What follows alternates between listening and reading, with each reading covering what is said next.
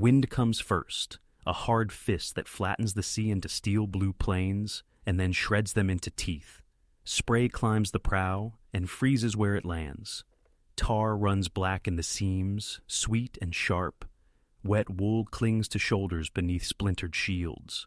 Oars bite and slip and bite again. Iron rings rattling against the thwarts like a small storm trapped inside the larger one. Someone curses into the gale, and the word is stolen whole. In the strobing light of a cloud-broken moon, coastline moves like an idea. There, not there, there again, low and dark and dangerous. The helmsman leans into the sternpost, jaw set, eyes salt-burned. He has a prayer, he says, when the waves stack wrong. Tonight he says it twice. Now, consider a single change, no louder than a clause at a council table. What if the Viking Age never ended? Not louder, but deeper. Something that sinks into law and coin and the way a tithe is counted. Think of how a child feels at first. The price of fish shifted by a harbor decree. A father gone longer because convoys sail by schedule, not whim. A grandmother lighting a candle for safe passage, her fingers remembering an older rhythm, though the words are Latin now. Not kings first, not banners first, but hearths and market stalls and the sound of tolls scraped into a chest with a dull knife. If this kind of grounded what-if, where a small hinge swings entire lives, pulls you in, subscribe to What If Wars so you don't miss the next tide we follow out and back. The boat lifts. For a breath, everything is light. Then the hull slams and the ribs groan and the men feel the cost in their teeth. There is a moment in storms when each person bargains with the sea, offering a vow that will be forgotten by morning if the morning comes at all. A vow can be private. A vow can be written. What happens when vows become ordinance? When a scattered people decide that raids are too thin a thread and tie themselves to something thicker? Customs dues, convoy rights, a rule for who inherits the rudder, so a map stops unspooling every funeral? The wind answers with its old indifference, but the question stays like a spark under damp kindling, waiting for a better breath. You can smell oak sap where a repair was made in haste. You can smell fear, too, because fear is practical. It counts spare oarlocks. It remembers the shoal near the river mouth. It knows how far a hull can be pushed before seams gape. Fear, met and measured, becomes craft. Craft repeated becomes institution. That is the difference between glory and survival, between a story told by firelight and a ledger balanced at season's end. Imagine that difference hardened into habit along the cold rim of the North Sea. Imagine it pressed into coin at a northern mint, blessed at a harbor altar. Read aloud at a thing where fishermen and shipwrights and priests all nod for once in the same direction.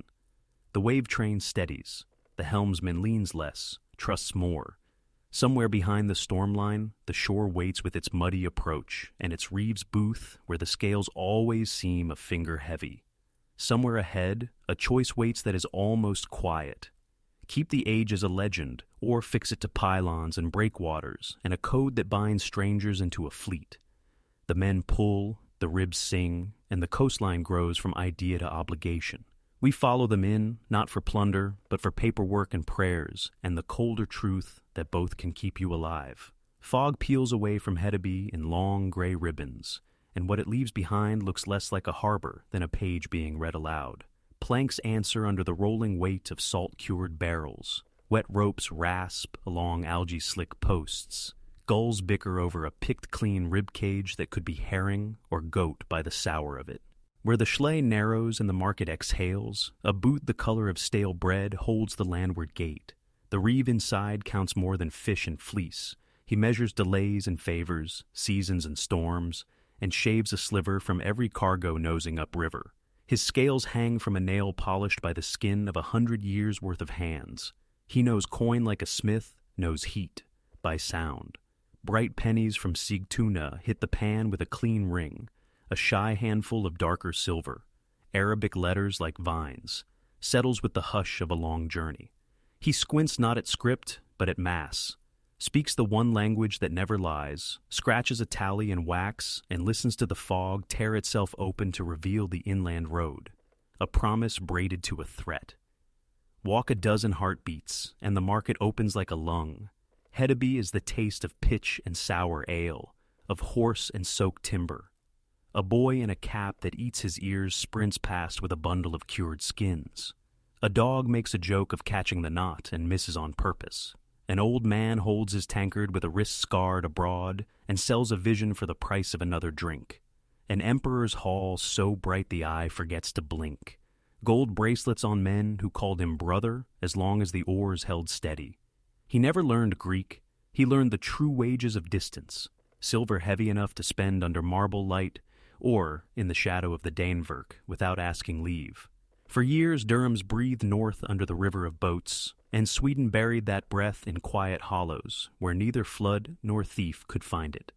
When the stream thinned, the gaps it left behind were not only in purses, they opened in decisions made with a mouth gone dry. Follow the coastline with your ear, and the voices change shape.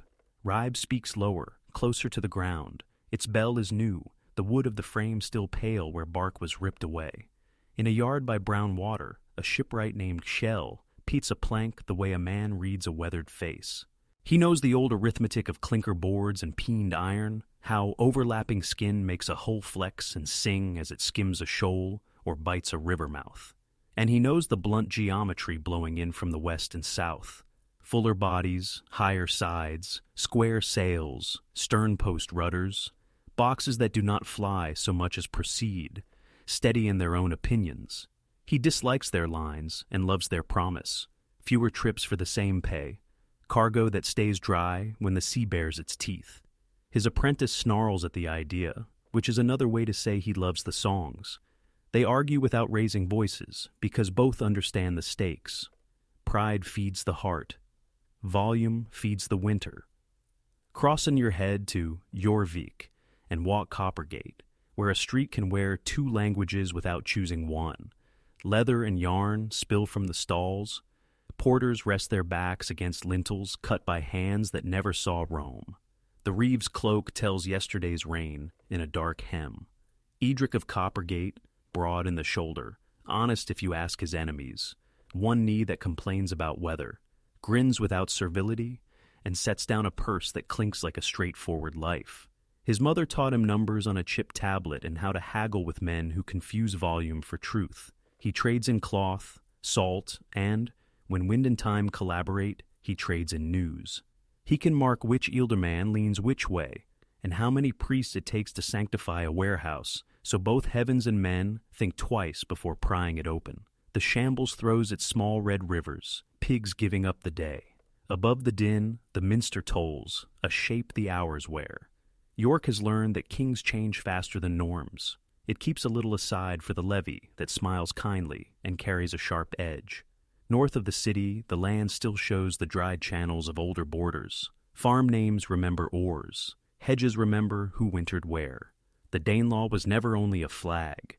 It was a habit of dispute settled in a ring until tongues were tired and promises had to make the difference. In the Thing and the Althing, farther and farther up the wind's road, authority was pulled from the mouth into the hand. A handshake meant something, because eyes watched it happen. That is how contracts begin, and one day how navies earn their bread, not in story, but in a coin counted while someone who can say no looks on. Back in Hedeby, a wind smelling of a far cape pushes against the ribs of a woman named Runa. 2 children claim 2 corners of her day. A husband takes the rest, and most seasons besides. He comes home smelling of smokes and salt and a fish that turns into white planks when it dries, the food of towns that know hunger. The men from Bergen say its name like a word for winter made safe. They stack it carefully, bind it with rope and hope. Runa makes her living in the margins, a sliver shaved from a bale to smooth the kind of transaction that never appears in a ledger. She listens for ice spoken of lightly, and for pirates described as if they were weather. She tightens her jaw at both. She lights a candle in a chapel that creaks like a hole when the wind leans on the walls, and she marks the saints' days with candle wax, as if the month itself were a rope to be knotted. In Sigtuna, the mint sings. Hammer kisses die, die kisses blank, and silver leaves the fire with a cross and an edge. Children pick up the rhythm and turn it into a game. Click, click, ping, oars in a tub. These pennies mean more than purchases. They mean someone has decided to stop taking arrivals as fate and start insisting on time. Their sameness is a comfort, tomorrow's barrel of pitch worth roughly today's. Without sameness, a man is tempted by opportunities shaped like other people's losses. With it, a man is tempted by timetable. Sameness, though, is brittle. Kings die out of order. Brothers reach as if fairness were a god that demanded sacrifice, when what the realm begs for is stability. Arm rings rent loyalty that melts at the next mooring. When the dirham's thin and Sigtuna's pennies cannot be everywhere at once, Edric's market gets louder and less kind. Kjell hears that a lord upriver will not pay for a keel unless the wood carries his mark. Runa sees her husband's crew patch nets they should have replaced, because a buyer further south has learned the art of waiting one more week. Hesitation gathers itself like a ship in fog. First suggestion, then outline, then close enough to throw a rope. On a piece of ground flattened by obstinacy more than ceremony, a priest named Father Magnus lifts a cedar-sweet lid and lets the smell of salt and coin breathe. He counts with hands that have buried too many, and wonders whether heaven is helped more by words, or by piers that refuse to fall when men are tired, or by roofs that hold against rains that have opinions. He watches fishermen quarrel about whose turn it is to guard a creek rumored to shelter thieves. He thinks of Rome in two shapes, light and ledger, and blesses what comes to hand: babies, boats, bargains. When the storm finally staggers off, the world it leaves is not a saga. It is a net of practice stretching from York's bloody gutters to Hedeby's toll window, from Sigtuna's mint to the remembered weight of gold worn far to the south. It holds because enough people need it to. It will break where strain bites deepest. Inheritance, coin, that point in a man's chest where raiding feels faster than waiting for dues to fill a coffer, unless a single quiet change sinks like a keel into good sand and does not let go. Winter locks Roskilde beneath a pewter sky. Ice tongues the pilings and will not commit. In a hall that smells of smoke and beeswax, elbows and arguments have polished the long table flat. Cnut's beard keeps honest company with Winter now. He listens like a man who has learned that talking is expensive, and when he speaks at last, it is to a scribe with a goose quill and a bishop with a seal. The sentence is not loud, and it does not need to be. The rudder of the realm will pass whole to the eldest legitimate son. Brothers will swear to the fleet and receive incomes and land, not claims. The bishop's seal drops into blood-colored wax. You can feel the room release a breath men didn't know they were holding. Someone mutters a name from a road not taken, Harold at Stamford Bridge, but the sound dies without shape.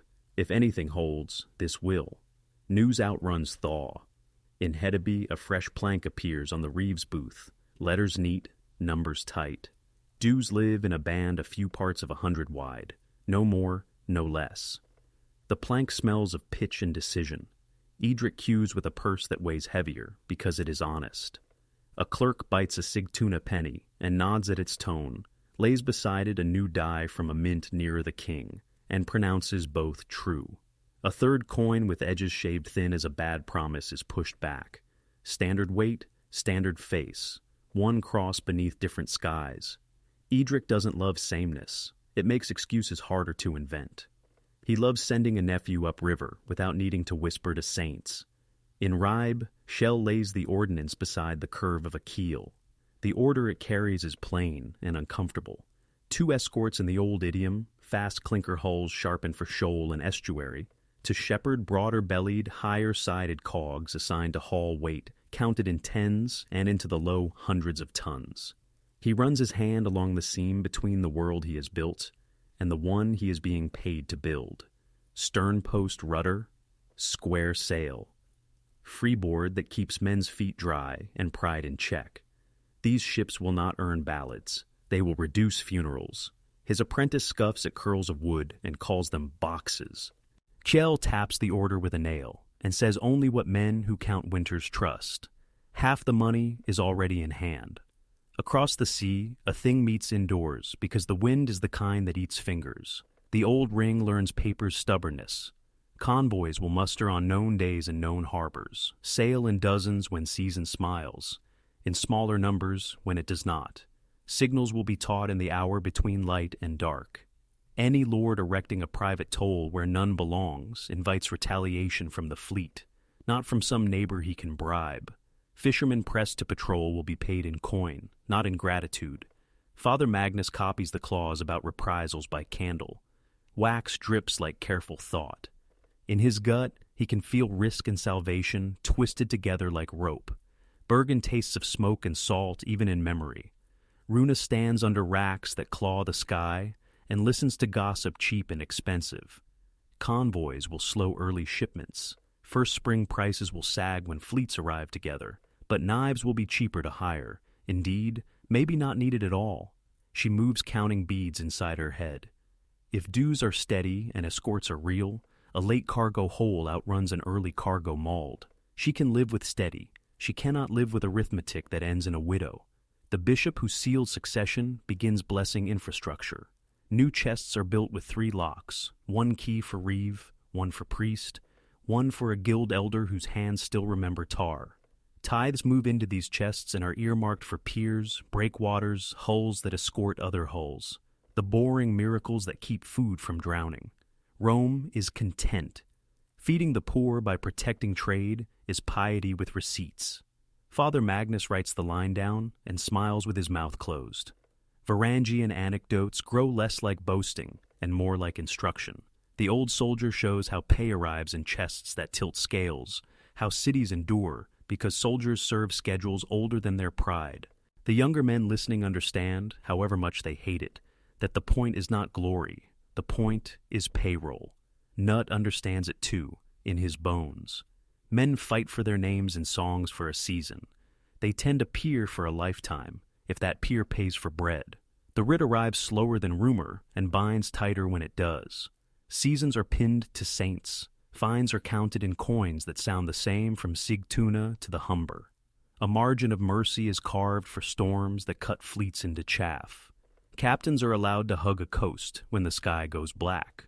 Lords are not allowed to invent a gift at a river mouth without a countersigned docket that smells like wax and rank breath on a long afternoon. Edric reads the writ twice and buys half his salt early, half later, smoothing what schedules rough up. Chell ignores a thickness specification and orders better oak than the line demands, because ink holds no ship together when a sea tries to teach humility. Runa ties her purse with the knot her mother swore by, and then teaches the knot to her daughter. Faith can be ballast even when faith is superstition. Father Magnus turns 2 keys with steady fingers and lets the reeve turn the 3rd with hands that no longer shake. Ice rots. Black water shows through like truth. Men file out of the hall without ceremony. A law has been born that will not earn a song. It might give the map a spine. Spring comes brittle, the kind you can snap with a careless day. In Bergen, the racks shed their pale boards in steady beats, the bales thudding like dry thunder. The schedule is nailed to the harbor office door with a spike that bites deep. Muster on this saint, sail with no fewer than 12, escorts before and behind, flags taut at dusk. Grumbling fizzies and falls away. When the first fleet noses out, 20 and more, 2 loose files, escorts square-shouldered. Runa's chest loosens in a way that belongs to arithmetic more than to hope. "You're married to the calendar," her husband says, laughing. "It keeps its vows," she says, not quite. In York, a room built for feasting is used for counting. 3 locks, 3 faces. Coins land with their own music, Sigtuna singing in a northern key, southern dies answering. A clerk reads the agreed slice on wool and salt and timber. Nobody loves it. Everybody remembers worse. Edric imagines the old years when every ben charged a smile and a bruise. He writes his sister inland with a grain price that will not shame either of them and encloses a penny for her boy to hold. Weight is a language first learned by hand. Near a narrow sound where kelp combs stones with patience, a shallow boat waits for smoke that is not from kitchens. Fishermen by trade, patrol by ordinance now, and sooner than anyone hoped it would, the rule finds its first test. 2 light craft nose into the path of a trader coming home early. Knives flash and vanish when a high-sided escort slides from behind a headland, with the color and posture of law. The raiders back water. The trader keeps his eyes on his tiller. Fines fall later, like weather. The second attempt is smaller. The third is a rumor. Chell's yard discovers tempo. Rope walks hum like bees. Pitch breathes its dark sweetness. Oak that slept a century becomes ribs that know where to strengthen and where to forgive. Two escorts are laid down in the old language and a broad hole in the new. The big one looks ungainly to the apprentice until a grain man from inland steps into its shade and smiles the way a farmer does when the winter he imagines is mild. Chell calculates without quill, a cargo measured in scores of tons instead of scattered casks. Fewer opportunities for chance to make a widow of a plan. He does not name it progress. He says, "Hold the line here," and taps the place where one more plank turns a year of storms into something a man can stand inside. By midsummer, garrisons smell of horse and oil more than of brag. Hill forts give way to river mouths. Beacons sit inside each other's sight. A single puff means drill. 2 means gather. 3 is a word men do not throw around. They practice more than they fight. Fights are small and ugly. Stories in the tavern grow less pretty, more useful. Autumn tests everything. Rain goes long. A river grows a bad temper. A lord inland erects a booth at a bend and calls it courtesy. The next convoy brings not only escorts, but a reeve with a docket that took a day to write and will take an hour to read. Men drink more than they should. The booth comes down plank by plank and becomes a shed for nets. The lord's levy receives a stipend someone else can see. No one sings about it. Men breathe easier without admitting it. Edric notices something he has not seen since he was a boy. The same faces return after bad weather. Widows are fewer at the edge of the crowd, selling the last goose with a smile that refuses pity. He buys rope he does not need because he can. His nephew will later, and steadiness is a luxury worth practicing. He pauses in the minster's shadow and gives thanks to air. Runa learns a new worry. Law must still make its appointment with weather. When a storm rises like a joke told too loud, escorts choose between form and saving stragglers. The rumor is they sometimes split. Rumor is always a little true. She stands at the wall and listens to the harbor make old sounds. Men come home late. Men come home. Prices dip when 3 fleets hit the same quay, then climb carefully. She stops thinking in days. She thinks in seasons and in chests with locks. Father Magnus learns how to weigh mercy. A man's fine will break him. The fine holds the convoy together.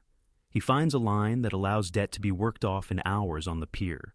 He writes the note in a tidy hand and signs with a cross that looks suspiciously like accounting. He sleeps badly and wakes to a choir that starts in tune and takes that for what it is.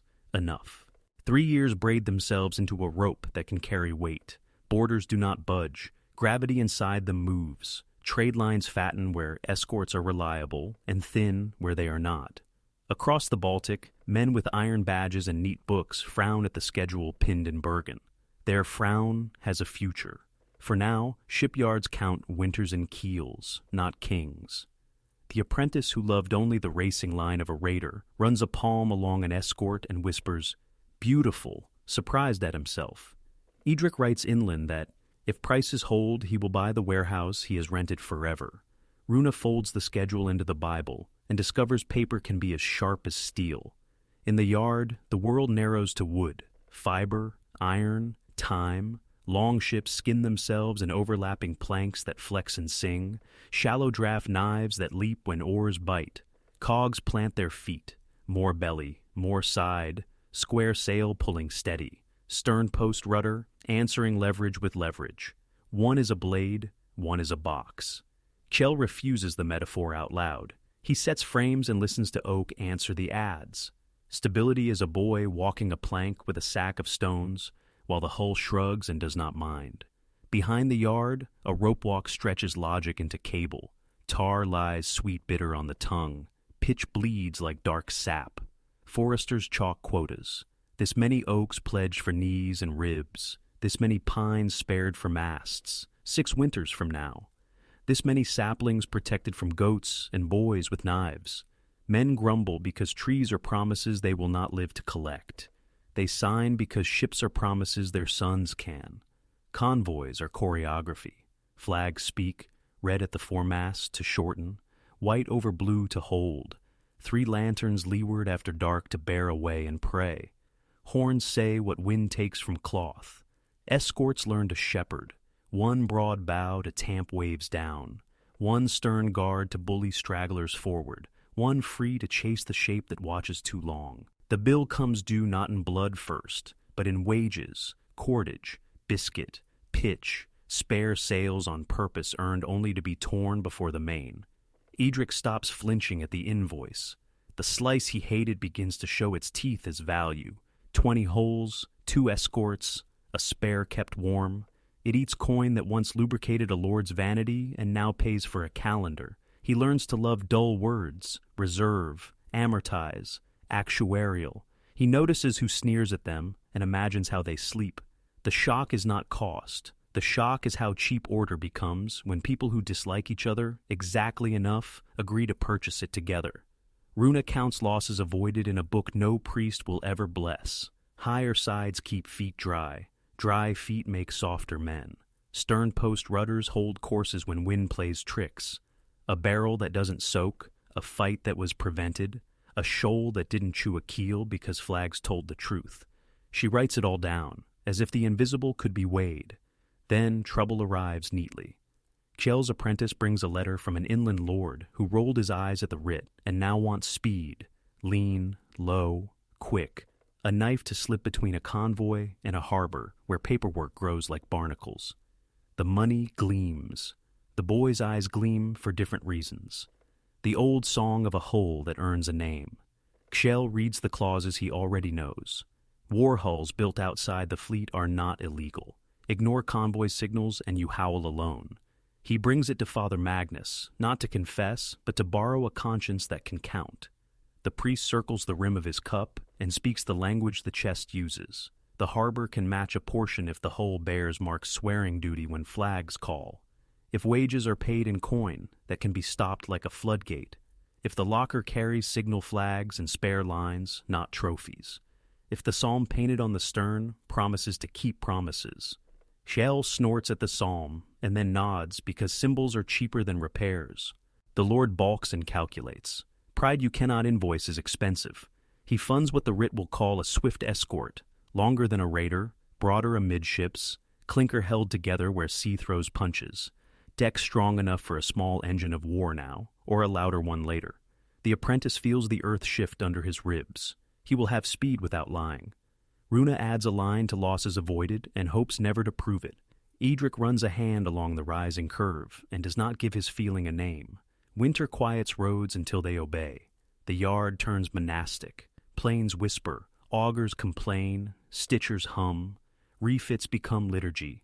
Haul out before ice hardens. Scrape the belly clean of things that grew in darkness. Fire pitch into seams until they shine.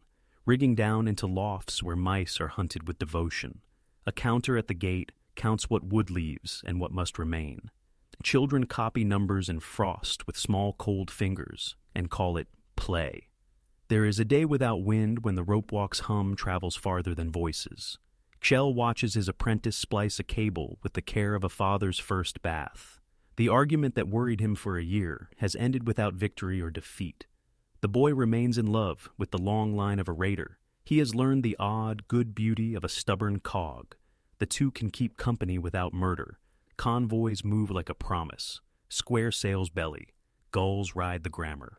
Out beyond the headland, a low hull counts and fades, because arithmetic has a blade.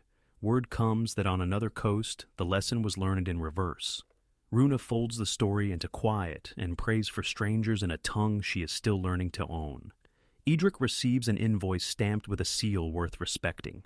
Escort charges by the quarter in a hand that believes weather is an atheist. He pays early and sleeps. At dawn, the harbor chapel stinks of salt and beeswax. Magnus turns one key, the reeve another, the guild elder a third. A blue glimmer in low light answers. The priest counts with lips that move, not in prayer, but in numbers that have learned to sound like one. Slices of 100 from wool and stockfish, a steady ashfall of pennies ringing the same north to south. He marks what belongs to the poor, what passes to Rome, and what the writ now allows to be held back for bones. Piers and breakwaters, iron straps and ladder rungs. Wages for men who teach flags to talk. A bishop arrives by water, hem salted, seal case at his belt. He is not here to scold. He breaks wax and reads Latin that tastes like old law and new necessity. Tithes collected duly may be poured in lawful measure into the safety of souls at sea. A pier that refuses to collapse is a corporal work of mercy when hunger travels by a boat. They walk the quay together. When he lifts his hand, he blesses bollards, ladders, knots that do not part under strain. Legitimacy is not an anthem, it is a habit. On certain days the convoy flag comes into the chapel and lies at the altar foot, salt crust at the hem, a thin fold worn by the helmsman's fingers. The rite is plain, no one preaches destiny. Magnus says only, keep your promises. The answer is low and mixed, part Latin, part the coast's own sound. And faith finds itself in what can be touched. The schedule nailed at the office, the chest that opens only when 3 different hands agree, the stacked stones of a breakwater that will cost more than any gilding and save more lives. Disputes ride the tide. A guild elder wants paint to lift spirits. A widow wants bread to lift a boy. Magnus carves a fraction in the air and on paper, small coin for color, most for stone, and sleeps fine when the first winter storm hits the quay, and the stones shudder but hold. In confession, a local lord whispers about a courtesy toll upriver. Magnus keeps his voice quiet and his terms exact. Absolution waits on a docket rescinding the toll, restitution in a purse, a public prayer that teaches pride to stand in crowds. The Lord does the arithmetic and learns a new word for humility. On the far side of the Baltic, men with tidy books and iron badges count ships instead of syllables. They smell legitimacy the way sailors smell weather. They straighten their cuffs and plan an arrival. They come wearing ledgers like armor and smiles like contracts.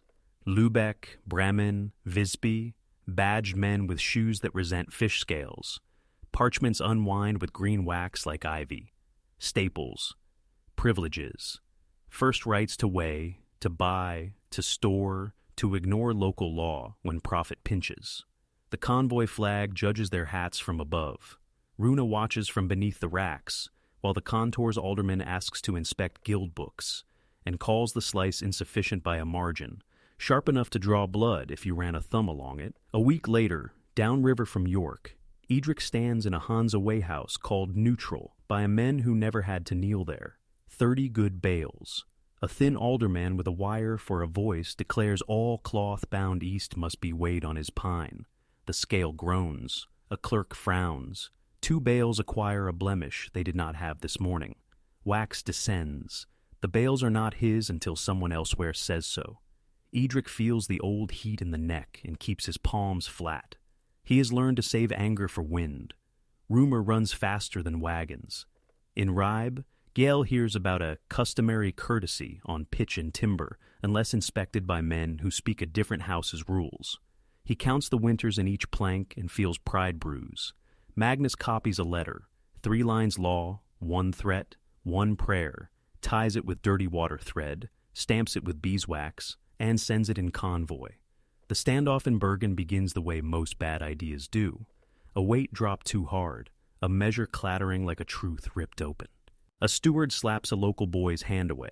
The boy's uncle steps forward with a body that carries 2 fish boards at once, and is stopped cold by 3 escorts tying up with the studied slowness of men telling the day to behave. Hands rise in the manner of men who want to look victorious while choosing not to fight. Runa tastes copper and practices breathing. Edric's room tilts toward riot when a dropped weight crushes a clerk's foot, and the shriek comes out in a dialect that makes doctrine of insult. The reeve arrives with 3 keys that jingle like a conscience and reads, "Dues shall be taken at the harbor chest by market, church, yard. Private levies meet not knives, but loss of convoy. Goods seized under foreign privilege shall be kept safe and idle until a docket bearing 2 seals frees them. The alderman has faith in paper and a loyalty to hunger. He offers brine to drink. The bales may sail, but leave 10 parts of 100 in contour surety against a treaty not yet signed." Edric balances honor against wind and hates that the numbers look related. He nods shallow, buys time. Magnus calls a parley in the only room both sides can tolerate, the chapel, which offends everybody equally. The alderman folds his hands and looks at the crucifix the way he looks at a ledger he already balanced. Magnus bargains in the only leverage rule, lovers' respect. Reciprocity described in ink that can be read in fog. North Sea convoy for Baltic men, who pay local dues without adjectives, contour scales for eastbound bales in exchange for access to chests, weights, measures, and margins tight enough that shaving sets bells ringing on both shores. Predictable is his prayer. An old Varangian clears his throat and drops Constantinople like a plum in a bowl. The city lived because its rules traveled farther than its soldiers. Parade mattered less than payday. Strangers wore the city's belt when they worked its walls. The alderman knows this story. He hates being reminded. "We are not an empire," he says. "Neither are we," Magnus answers and thinks, may it never be necessary. "We would like to buy peace at the price of fairness." The contour threatens embargo. For 3 lean weeks sails are furled like fists. The convoy delays muster in the hope that weather will put pride back in its pen. Chell's yard quiets until rope walk hum can be heard, as if it were a heart. Runa counts coins until her thumb hurts. Edric's nephew proposes a sidestep through a smiling port with bad habits and earns a story he will not forget. A boy dead under a shifting cargo because a captain gambled on a shortcut and lost to an angle of wave he had never met. Discipline is cheaper than funerals. The compromise that follows tastes like a charter and sounds like a sigh. The Hans accepts the harbor's slice at a fixed rate if trusted clerks may inspect the books. The harbor accepts contour scales for eastbound goods if bales are not stapled beyond 3 days, and if a bond posted by the city guarantees weights match at both ends inside an oath-defensible margin. Escorts share signals with registered Hanse cogs in the North Sea. Hanse escorts answer in the Baltic for ships that pay the slice and carry the seal. Failures pay in coin first, then in protection withheld. The alderman signs with melancholy theatrics. Magnus signs like a man setting a tool down. Runa exhales. Edric writes inland that the price moved by a fingernail's width, and dignity can be purchased in thin coins as long as everybody agrees to pretend otherwise. A week later, a Visby ship lights 3 lanterns at dusk, sickness aboard. The schedule holds. A boat is dropped. Men in law-colored cloaks climb the side with cloth at their mouths. They read from a southern ordinance that once traveled north as a curiosity and arrives now as salvation. The Hans captain watches like a man who recognizes order when it protects his children. He pays dues without sigh. He touches the chapel flag and says nothing anybody can hear. Treaties do not make friends, they make room. Clerks and reeves develop a ritual of exchanged ledgers and insults worn almost smooth. Chell's timber goes east without a slice carved by a foreign booth. He spends a day teaching a visiting clerk why young oak makes knees that betray a hole in the 8th winter. The clerk writes faster than he has ever written about wood. Runa sells an extra bale because a delay avoided is a commodity you can price. Magnus turns 3 locks and offers thanks in a grammar no theology can parse. Edric salutes the wayhouse with 2 fingers, the way soldiers salute a fort they are sick of and grateful for. Somewhere far away, men who count for a living write a new line. The north will not bend. It will meet a straight edge. Then disease arrives wearing water as a coat. A cog rides wrong. Lantern signals warning everyone else to pretend the roadstead is larger than it is. The bell tolls in the cadence reserved for caution. Men who never respected fear taste it metallic and do not spit. Runa counts backward through a prayer designed to steady hands, not to bargain. A clerk unrolls a copied ordinance from the south and reads through a voice that falters once. 30 days aboard for all. Chains if coin fails. Goods ferried to a lazaret beyond the breakwater and smoked with herbs and thyme. The words sound like spice this far north. Their logic sits like a rock you lean on. By the second tide, the pest has a face and a sound, a neck swelling, a breath like loose boards. Magnus visits behind cloth and leaves with knees that must relearn standing. He tolls for protocol, not panic. The convoy musters and then doesn't. Rope walk hum thins, tar cools, taverns shudder. In York, the first corpse is not a body. It is a ledger that refuses to balance because absence outweighs theft. Carters don't arrive. Letters carry soot and grief. 3 locks decide to open only what a week can use. A plain pine box appears and drinks coins for a granary the size of a church. The poor line up with a dignity that sounds like rain on a dry field. Kiel counts crews like a surgeon, present, absent, breath that whistles. Half crews work in longer arcs to share less air. A barge brings timber not to the yard, but to a fenced plot beyond the breakwater, where poles and canvas become a camp for a war no one declared. The smell is rosemary and pitch and a kind of terror that will someday be memory's furniture. Quarantine feels like superstition with a pen until it becomes a habit. 30 days from ports with too many bells. 40 if a man coughs blood. Boys sling stones at rats near sacks. Women chalk tallies at the lazaret. Old men stand watch with a kind of devotion that looks nothing like piety and is piety anyway. Magnus adds a clause with a hand that shakes. No convoy for ships whose captains lie about sickness. Fines levied in slices of cargo as well as coin. Repeat liars refused ropes and blessing. He hates the last line and writes it. Mercy, spent badly, is theft by other means. The Sea Commonwealth reallocates itself like a household shifting benches for guests. Fishermen whose lungs rasp braid rope where wind is gentler. Boys who would have shipped this spring sweep the granary and turn the grain so it does not sweat itself into ruin. Runa learns to look captains in the eye and say, wait and live, or move and die twice, on ledger and in a kitchen. The storm that follows behaves like jealousy. A squall knits itself from blue and throws a wall at a convoy 2 days out. Flags speak as rain hammers so hard it feels solid. The front escort wants form. The rear sees 3 holes wallow with more ambition than prudence. Men beg to split and shepherd. The writ says, keep shape. The sea says, see what is in front of you. A sailor close to the end reaches for a knife, and for a heartbeat, mutiny grows teeth. What stops it is not steel or sermon. It is 3 lanterns dropped leeward in a pattern muscles remember. A spare escort, held for exactly this sin, shouldering the worst of it. When the headland offers lee, when men retch salt and relief, a captain with shaking hands writes to the council, the code did not forbid judgment, it practiced it. Magnus writes one small word in the margin beside the discretion clause, enough. Winter comes early and stays late. Ice pretends to be floor and then becomes floor. The little ice age does not announce itself. It tightens everything. Pilings groan like old men. Kelp rots black. The new breakwater takes the sea's fist and returns spray, not splinter. The granary proves its worth. Edric pays what he would have called extortion to bring rye down the ooze. Magnus quietly transforms an old fine into a credit the family never hears about. Pride is the tax famine cannot afford. Eastward, a man in a fur cap, his name is Ilya, watches the Volkov try to remember spring.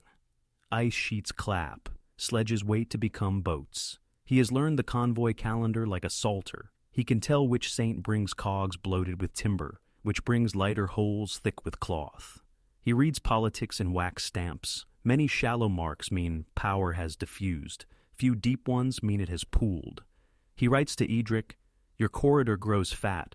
Men sell houses by warehouses and by nearer counting rooms. Trade built a small hill and rolls down it without banners. A year of bells and cold teaches the harbor how to live with fear without marrying it. The lazaret becomes a landmark. Children learn which flags mean caution and which mean come see. Magnus's book swells with names and cases and one black page where he counted the dead. After that come stories where fines forgiven strengthened the hull and fines collected taught mercy to measure itself. Runa wakes less often, and when she does, it is to listen for the harbor's breathing, not to count absent ones. When pest withdraws, it leaves stink and crookedness, but the things built in its shadow stand straight. The breakwater is no longer a promise. The granary smells like hope stored dry. The discretion clause is no longer ink. It is a scar in wood and a habit in hands. On the council table, the map looks unchanged until a finger traces the thickened vein along a coast where convoys did not break, and the thinned one where private courage tried to outrun rule and lost. Men who measure meaning in banners miss it. Men who live by weather blink and nod. Spring returns thinner than it went, and yet returns. The rope-walk hum finds itself. The mint rings true. The edge is honest again. The flag snaps like a pulse found. Edric sells cloth to people who need to believe in warmth. Kjell orders knees from a grove spared 5 winters ago by chalk and stubbornness. Runa brings her daughter to lay a palm on cloth and stone and learn that faith can live in peers as well as in prayers. Before Magnus snuffs his candle, he writes one sentence near the front of his mind. Order is not the opposite of mercy. Order is the tool that keeps mercy from breaking the ship. The calfskin map is the same as last year. The ink behaves differently. Lines that once hinted now carry weight like arteries. Bergen to Hedeby to Jórvík, and outward, pale seams turn dark where convoys held, even when bells tolled. Inland paths blur at the edges as winters bite. Estuaries thicken with tiny marks, beacons, leads, range poles. The quiet grammar by which ships speak in bad weather. A lord with a taste for ceremony asks about borders. They don't move much, Magnus says. The weight inside them does. The lord enjoys the phrase and dislikes the math. The vow that made a law grows joints. A riksråd meets in a room where windows sweat when the stove is honest. Bishops, reeves, guild elders, and a handful of lords who learn to count before they learn to command. Primogeniture faces its first real test, an eldest son with a weak jaw and a strong appetite for theater. The clause does not blink. The council quietly straps him to procedure, budgets that move only when 3 keys agree, convoy calendars that ignore mornings with a mood, inspectors whose copies are hung where dock hands can read if they wish. Edric watches a princely whim die under paperwork and feels relief rather than triumph. Law casts shadow. In a tavern that used to love plans made fast, men mutter that choosing eldest without regard for talent is a rope that can tether or strangle. Kjell oils a brace and lends them a metaphor. A ship trimmed to run straight hates a sudden turn. Better to set marks long before the helm must move. Magnus recopies the Maritime Code because copying keeps men honest and writes a note he prays no one will need. If rigidity threatens the hull, call the thing not to break the clause, but to brace it. Oath of counsel that can steer without usurpation. He underlines once and blots. Gunpowder arrives late, suspicious, inevitable. An ugly box on a deck that coughs rock with more smoke than point. Then iron leaves the bloomery in shapes that look like anger taught to stand in line. An escort mounts a little stern piece that barks more than it bites, and the rumor of it travels faster than any convoy. Runa hears about a would-be wolf sniffing too close and flinching when a ball slaps water hard enough to make him taste grit. Kjell runs a palm over reinforcement under a forecastle and prepares himself for a choice he does not like. Clinker's forgiving song or Carvel's rigid promise. He will make the choice when the sea makes it for him. The first tax riot rises in a harbor proud of patience. Prices climb when plague retreats because memory and appetite dine together. The slice in the writ stays the same. It bites harder because loaves are thin. Men who learn to respect 3 locks decide keys look like theater when their children's shoes tear in the same week. A crate breaks. A clerk who has never lifted more than a quill falls badly. The crowd feels how easy it would be to turn candles into torches.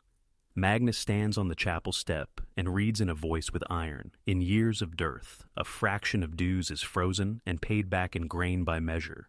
Any man who takes bread under this clause signs his name and owes a morning on the breakwater when weather permits. The riot goes out like a candle in a room that remembers it has windows. Men come later to work with hats low and hands ready.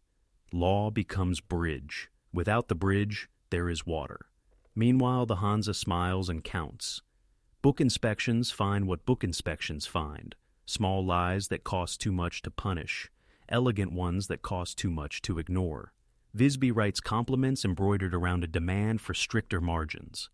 The council replies with compliments wrapped tightly around a hard number. Escrow coins are posted on both sides. The chapel chest holds them and offends everyone equally. Edric watches wax accept a seal and understands adulthood in politics. Agreements that feel like losing until you count your winters. Not all is caution. In a summer so clear, it feels like a grace. A convoy runs as if the sea were interested in being kind. Flags bloom. Goals practice grammar. Runa's husband comes home with hands unbroken by salt. The house smells for 3 nights of ale and relief. Chell launches the swift escort that was almost a raider. It enters formation without pulling at the leash.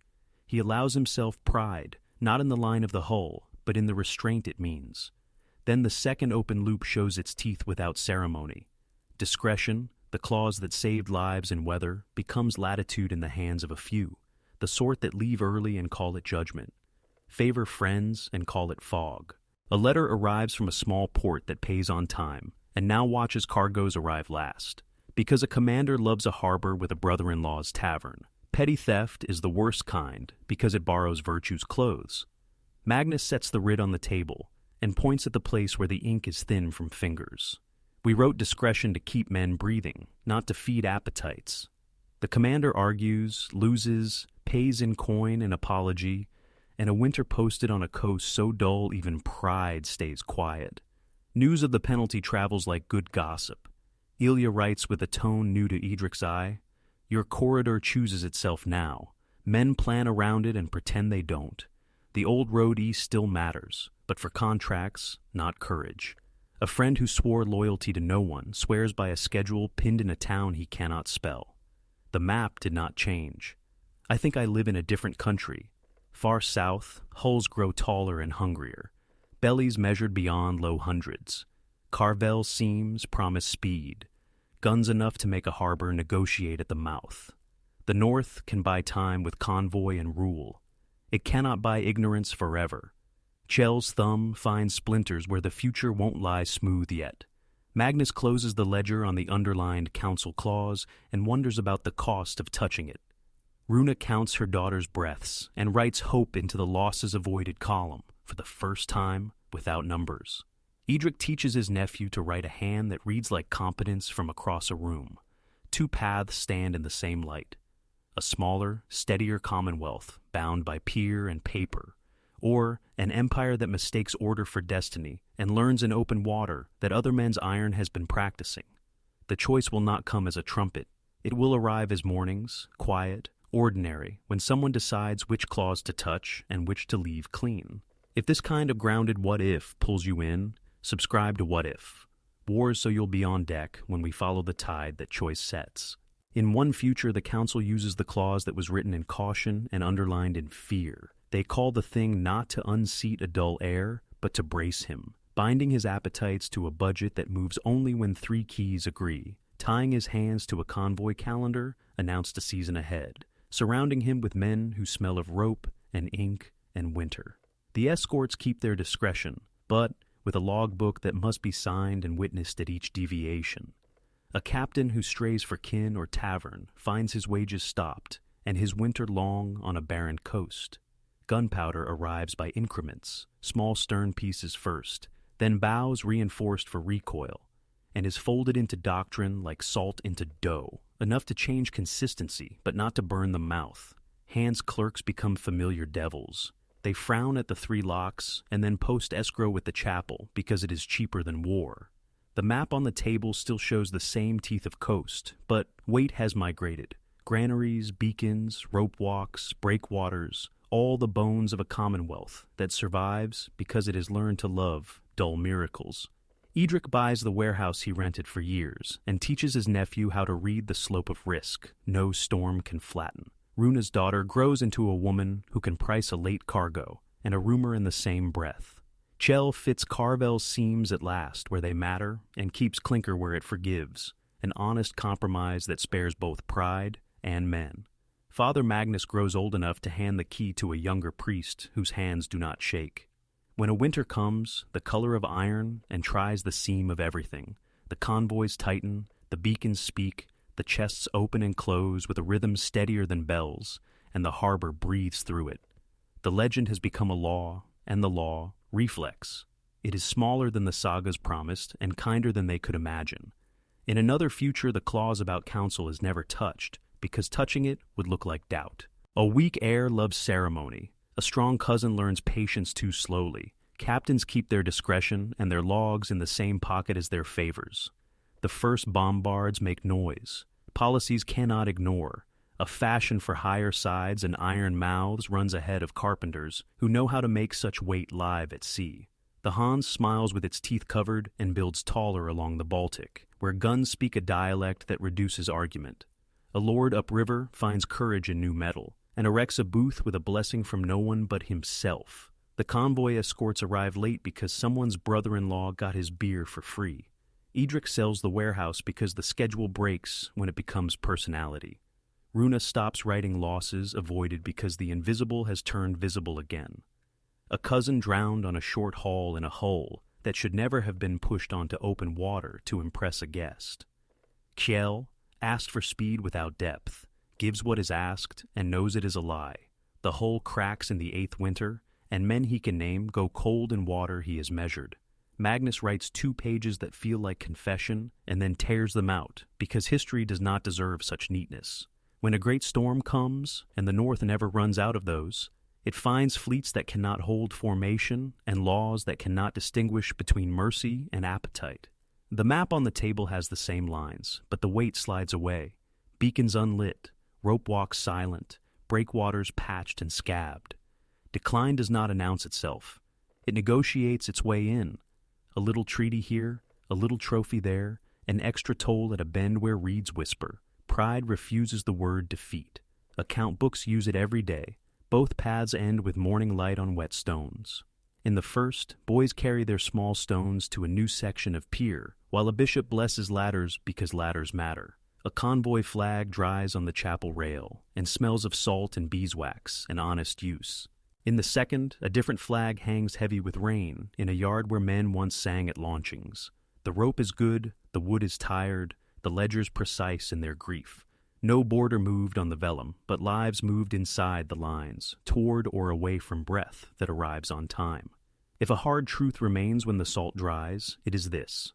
Legend can start a voyage, but only institutions will bring it home. Charisma can raise a cheer, but only logistics will raise a pier. Legitimacy makes it possible to be merciful without drowning. Somewhere, Runa's daughter ties the knot her mother taught her, and smiles at how it holds. Somewhere Edric's nephew seals a letter with a cross that means his word can travel farther than his feet. Somewhere Shell's apprentice runs a hand over a new seam and feels the ship answer like a living thing. Somewhere a young priest locks one of 3 locks and looks out at the roadstead and believes, with a humility that tastes like iron, that order is a kind of love. If this kind of grounded imagining speaks to you, subscribe to What If. Wars and tell us which hinge you want to hear, turn next.